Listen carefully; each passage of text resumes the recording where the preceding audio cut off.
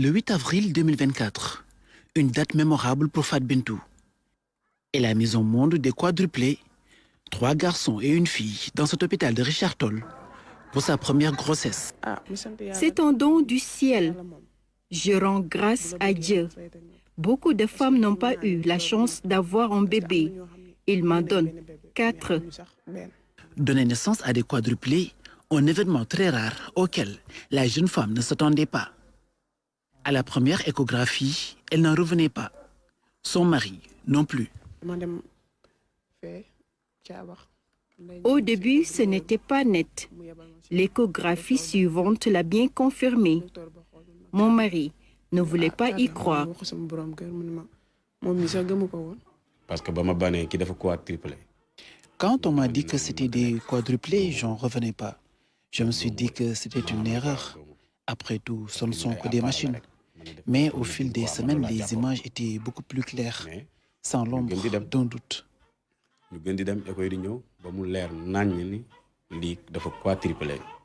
Elle venait d'un poste de santé, précisément le poste de santé de Ndombo, qu'il a référé au niveau du centre de santé, où la première échographie a été faite et on l'a envoyé pour confirmation. Effectivement, à l'échographie, on a constaté que c'était une grossesse quadrimélaire. Ce cas de figure est inédit pour l'hôpital et les médecins. Fat Bintou a bénéficié d'un suivi particulier tout au long de sa grossesse. Déjà, dès que c'est une grossesse gémellaire, elle est considérée comme une grossesse pathologique. Donc, il faut un suivi particulier. À plus forte raison s'il y en a 4. Mais c'est un suivi comme les autres. Sauf que peut-être le suivi est ici plus rapproché. Donc, on voit plus souvent la femme, ça va nécessiter peut-être beaucoup plus d'investissement, etc. Mais sinon, c'est une grossesse comme les autres qu'on a suivi naturellement jusqu'à la fin. L'accouchement s'est fait par césarienne sans grande difficulté. Les bébés des prématurés pesaient entre 1,8 kg et 2 kg, tous en bonne santé, comme leur maman. À leur naissance, les bébés ont été admis ici, dans ce service de néonatologie. Donc on les a admis 2 jours parce qu'il y a 2 d'entre eux qui présentaient des difficultés de tétée, un problème de succion. On les a gardés ici en hospitalisation. Après 2 jours d'hospitalisation, ils se sont bien améliorés. Après, on les a mis avec leur maman.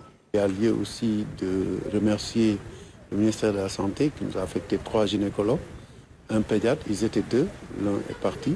Et donc, un pédiatre, il reste maintenant, bien entendu, à renforcer les effectifs, mais c'est parce qu'on a eu du personnel de qualité, des équipements au niveau de la pédiatrie, ce qui nous a permis de réaliser cela.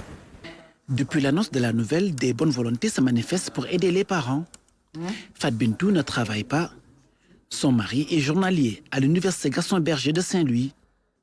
Ils espèrent un appui des autorités pour une prise en charge correcte des nouveau-nés. Certes, je suis leur père, mais ils sont également des enfants du pays. Je suis journalier à l'UGB. Déjà, un bébé, c'est très difficile. Alors, imaginez, si je dois en élever 4.